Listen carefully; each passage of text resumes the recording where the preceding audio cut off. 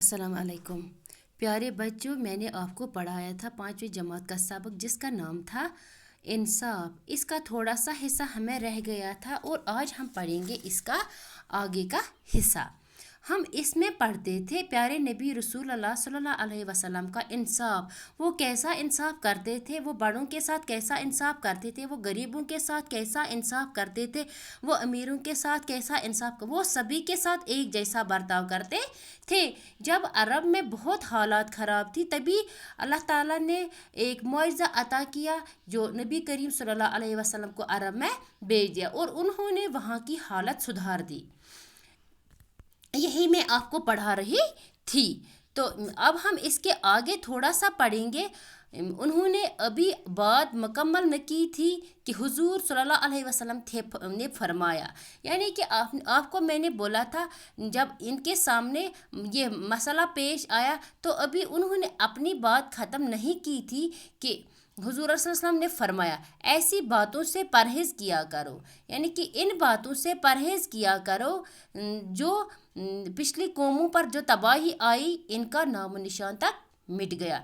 जो भी पिछली कौमों पर जैसी भी तबाही आई थी जो वो इनका नामो निशान ही मिट गया, इन कौमों का नामो निशान ही मिट गया। इसकी एक वजह यह भी थी कि ऊंचे तबके के लोगों को हर तरह की छूट दी जाती थी। इसकी एक बहुत बड़ी वजह यह भी थी कि जो ऊंचे घराने के लोग थे वो अगर कोई भी गलती करते थे उनको बख्शा जाता था, यानी उनके साथ उनको छूट दी जाती थी, उनको कोई भी पूछताछ नहीं होती थी।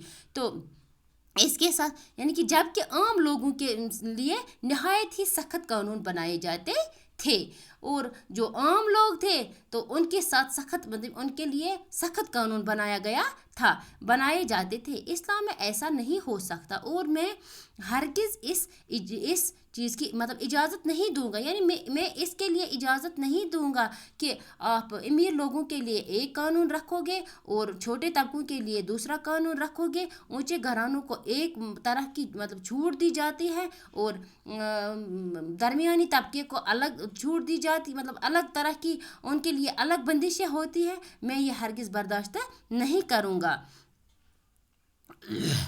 इस्लाम में ऐसा नहीं हो सकता और मैं हरगिज़ इसकी इजाज़त नहीं दूंगा। चनाचे इस खातून को कानूनन शरीयत के मुताबिक सज़ा दी गई। जो एक खातून थी जिसको चोरी का इल्ज़ाम आयद हुआ था और उसको शरीयत के मुताबिक सज़ा दी गई थी।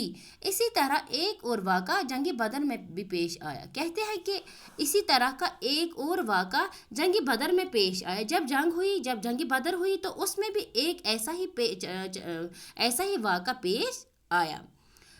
इस जंग में मुसलमानों को फतह नसीब हुई थी। माशाल्लाह इस जो ये जंग बदर थी इसमें जो मुसलमान थे इनको कामयाबी हासिल हुई।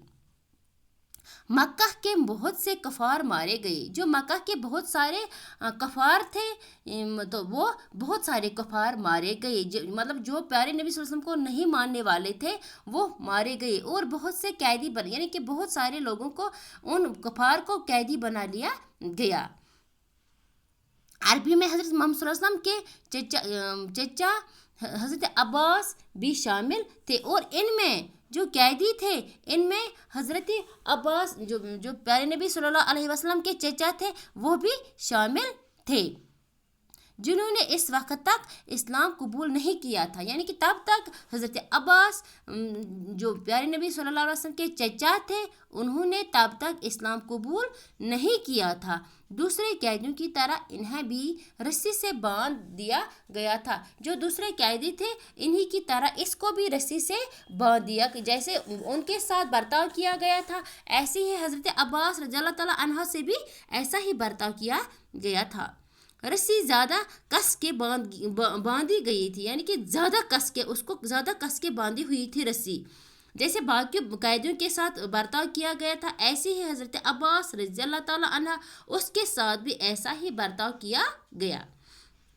حضرت عباس رات کو درد کی شدت سے کراہتے تھے، یعنی کہ جو حضرت عباس تھے، جو پیارے نبی صلی اللہ علیہ وسلم کے چچا تھے، وہ درد سے درد سے کانپ رہے تھے، درد سے کرا رہے تھے، یعنی کہ چیخیں اس کی نکل رہی تھی، تو حضور علیہ وسلم کے کو ان کے کراہنے کی آواز سن کر بے قرار ہو گئے۔ جو پیارے نبی صلی اللہ علیہ وسلم جب انہوں نے حضرت عباس رضی اللہ تعالیٰ کی آواز سنی، جب اس نے ان کی چیخیں سنی تو وہ بے قرار ہو گئے۔ آپ صلی اللہ علیہ وسلم کے ساتھیوں سے آپ کی بے قراری نہ دیکھی گئی۔ جو آپ صلی اللہ علیہ وسلم کے باقی ساتھی تھے ان کو پیارے نبی صلی اللہ علیہ وسلم کی یہ بے قراری نہیں دیکھی گئی تھی، اور انہوں نے حضرت عباس رضی اللہ تعالیٰ کی رسی ڈیلی کر دی گئی، یعنی کہ انہوں نے جو اس کے چچا تھے پیارے نبی صلی اللہ علیہ وسلم کی، ان کی رسی ڈیلی یعنی تمو کرک سا دیج کرک سا ڈیلی کر دی گئی۔ تو حضور صلی اللہ علیہ وسلم کو جب اس بات کا علم ہوا، جب پیارے نبی صلی اللہ علیہ وسلم کو اس بات کا علم ہوا، اس بات کی جانکاری ہوئی، تو کیا ہوا؟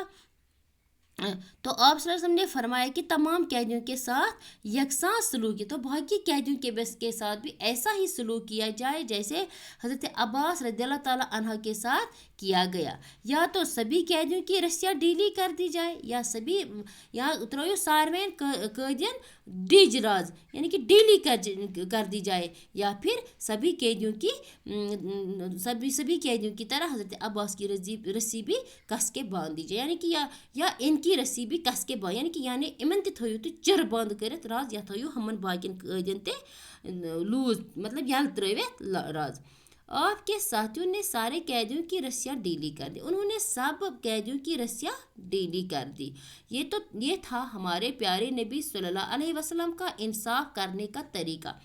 پیارے بچوں، یہی تھا ہمارے پیارے رسول صلی اللہ علیہ وسلم کا انصاف کرنے کا طریقہ۔ یہ سب کے ساتھ ایک ہی جیسا انصاف کرتے، کیونکہ ان کے یہ چچا تھے، تو انہوں نے ان کو بھی نہیں بخش دیا، انہوں نے ان کے ساتھ بھی وہی سلوک کیا جو باقی قیدیوں کے ساتھ کیا گیا، یعنی کہ انہوں نے یہ نہیں رکھا کہ یہ میرے اپنے ہیں تو ان کے ساتھ ایک سلوک اور دوسروں کے ساتھ دوسرا سلوک، انہوں نے ایسا نہیں رکھا۔